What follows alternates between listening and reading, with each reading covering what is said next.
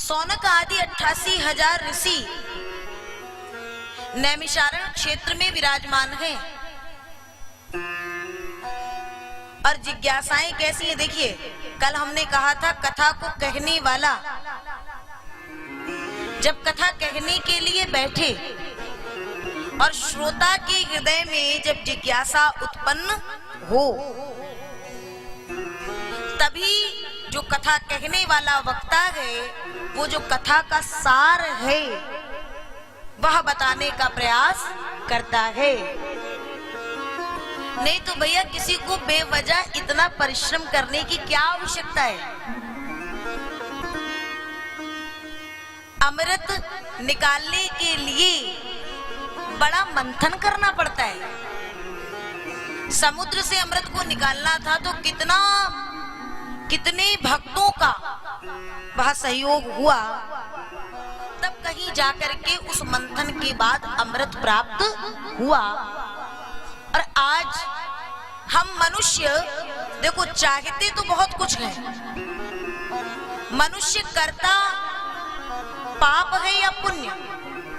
अगर हम परसेंटेज देखें तो हमारे पापों का परसेंटेज अधिक होगा, लेकिन पाप करने के बाद हम उस पाप के फल को भोगना नहीं चाहते और पुण्य उतना करते नहीं हैं जितना हम पुण्य का फल भोगना चाहते हैं। तो भैया देखो, ईश्वर तो कृपा करने को तैयार है।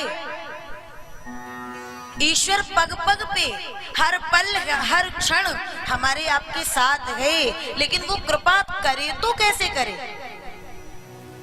अच्छा एक बात बताइए, महाभारत के युद्ध में अर्जुन अगर पहले ही डर करके भय खा करके और बैठ जाता, गांडीव धारण न करता, युद्ध की भूमि पर मध्य में जाकर के अपना पांचजन्य वो शंख ध्वनि न करता और हताश निराश होकर के पहली सीढ़ी पे ही वो बैठ जाता, तो क्या महाभारत के युद्ध में अर्जुन की विजय होती? नहीं ना। भगवान श्री कृष्ण ने, बहुत ध्यान से सुनिएगा, भगवान श्री कृष्ण ने अर्जुन का साथ तो दिया, लेकिन कब दिया?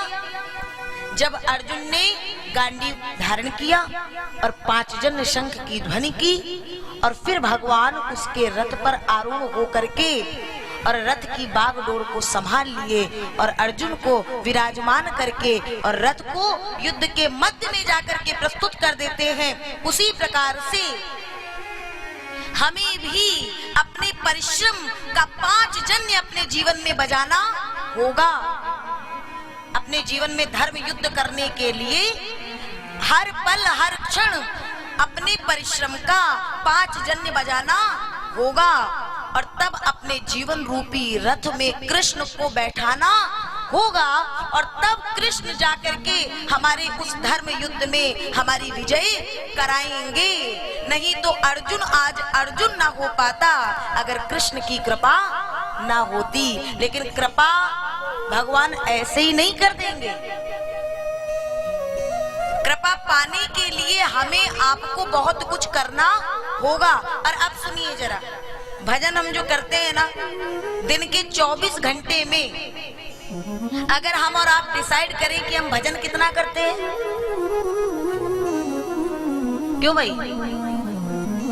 अगर 1 घंटे कोई भजन कर ले तो वो अपने आप में बहुत बड़ा सिद्ध हो जाता है। हम तो 1 घंटे भजन करते, हमसे बड़ा भजनानंदी कौन है? और जहां ये बात आ गई महाराज, वहां तो भगवान की कृपा अपने आप दूर हो जाएगी। और भजन करने की पद्धति क्या है, एक श्लोक के माध्यम से आपको बताएं। एक संत ने कहा कि भजन कैसे करना चाहिए। शतम विहाय भोक्तव्यम, शतम विहाय भोक्तव्यम सहस्त्रम स्नानम आचरेत। 100 काम छोड़ करके भोजन करना चाहिए। शतम विहाय भोक्तव्यम, 100 काम छोड़ के भोजन करो और 1000 काम छोड़ के स्नान इत्यादि ये कार्य करो।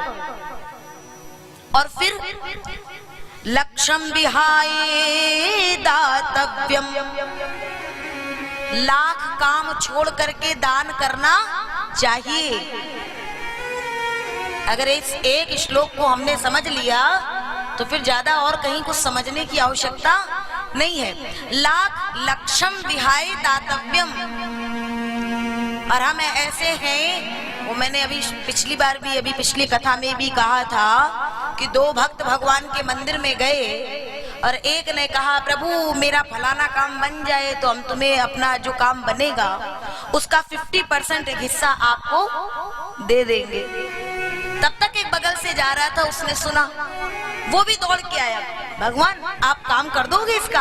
अगर इसका काम कर दोगे तो मेरा भी कर दो, मैं भी अपना 50% आपको दे दूंगा। अब भगवान ने कहा ठीक। भगवान ने भी देखा कि ये देते हैं कि नहीं। कुछ ऐसी कृपा हुई परमात्मा की कि उन दोनों का काम हो गया। तो जब दोनों का काम हो गया तो पहला वाला आता है भगवान के मंदिर में और कहता है प्रभु आपकी कृपा से मेरा काम हो गया, लेकिन आप तो भगवान हो, आपको ये क्या आवश्यकता है धन की, लेकिन तो भी मैंने आपसे कहा है तो मैं आपको 50% दूंगा। लेकिन कैसे दूंगा? पैसे को अपने हाथ में रखा और भगवान की ओर बोला कि मैं आपकी ओर फेंकता हूं, जितना आपकी ओर चला जाए उतना आपका और जितना मेरी ओर रहे वो मेरा। तो इस टेक्निक से फेंका कि कुछ 10-5 सिक्के ही,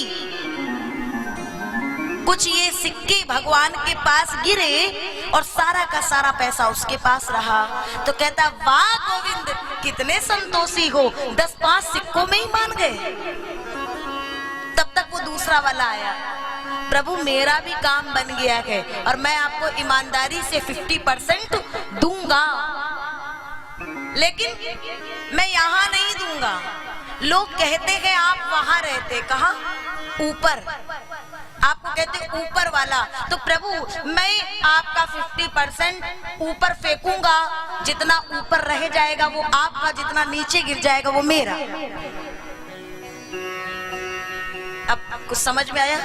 गुरुत्वाकर्षण के माध्यम से जो वस्तु ऊपर जा रही है वो लौट करके नीचे आएगी, आएगी ही आएगी। अब बताओ जरा, भगवान लेने के लिए तुम्हारे ये कुछ नोटों को भगवान लेने के लिए बैठेंगे? ये ऊपर भगवान पकड़ने के लिए बैठे हैं क्या? मतलब मुझे लगता है कि अगर बांके बिहारी के मंदिर का जो पर्दा चलता है, लाखों की भीड़ जाती है उस बिहारी का दर्शन करने के लिए, अगर मेरा वो बांके बिहारी उस पर्दे को हटा करके और सामने आ जाए, सरल रूप में भक्तों को दर्शन देने आ जाए, तो हम जो भक्त हैं ना वो ऐसे हैं कि उस भगवान बांके बिहारी को भी फिर बांके बिहारी मानने वाले नहीं है। किसी सूफी संत ने बहुत सुंदर बात कही है कि वो अगर पर्दा उठाकर सामने आ भी जाएगा तो भी क्या इन देखने वालों से देखा जाएगा? अगर उसने अपने पर्दे को जरा सा उठाया और हमारे सामने आया तो हम नहीं देख पाएंगे उसके मूल स्वरूप को, क्योंकि हमारे ये जो नेत्र है ना, ये तो वासना के नेत्र हैं। इन नेत्रों से हमने संसार देखा है, इन नेत्रों से हमने जगत के प्रपंच देखे हैं, इन नजरों में हमने इस संसार की माया को बसा रखा है। और जो गोविंद को देखने वाले नजरें चाहिए, नेत्र चाहिए, वहां माया वासना की आवश्यकता नहीं है, वहां तो उपासना की आवश्यकता है। जब उपासना अपनी पराकाष्ठा पर चली जाएगी तब जाकर के हमें गोविंद के मूल रूप का दर्शन होगा। शतम विहाय भोक्तव्यम सहस्त्रम स्नानम आचरेत लक्षम विहाय दातव्यम कोटिम तक्ता हरिम भजेत। करो और करोड़ों काम छोड़ दो और फिर हरि भजन करो। ये हरि भजन की प्रधानता है। लेकिन हम ऐसे हैं कि हम सब कुछ पहले करते हैं और भगवान को सबसे आखिरी में रख देते हैं। कभी देखना, किसी को यदि ऑफिस जाने में थोड़ी सी देर हो गई या दुकान जाने में थोड़ी सी देर हो गई तो हम सबसे पहले क्या काम छोड़ते हैं? स्नान करना नहीं छोड़ेंगे, पेट भरना नहीं छोड़ेंगे, सबसे पहले कहते भगवान तुम्हारी पूजा शाम को कर लेंगे। मतलब जो हमारे जीवन का एक साधारण सा भरण पोषण करने वाला हमारा ये काम है, चाहे वो हमारा बिजनेस हो, चाहे वो हमारा ऑफिस हो, वहां से हम इतना डरते हैं कि 1 घंटे लेट हो जाएंगे तो पेनाल्टी पड़ जाएगी। ये डर, ये भय हमें कभी भगवान का रहता नहीं है, क्योंकि हमने अभी भगवान से प्रेम किया ही नहीं है, वो स्नेह किया ही नहीं है। और जिस दिन वो पूर्ण स्नेह जितना हम इस संसार के जनों से करते हैं, यहाँ के संबंधों से करते हैं, वो स्नेह उस परमात्मा से होगा तो सच में करोड़ों काम छोड़ के सबसे पहले हम गोविंद को भजेंगे।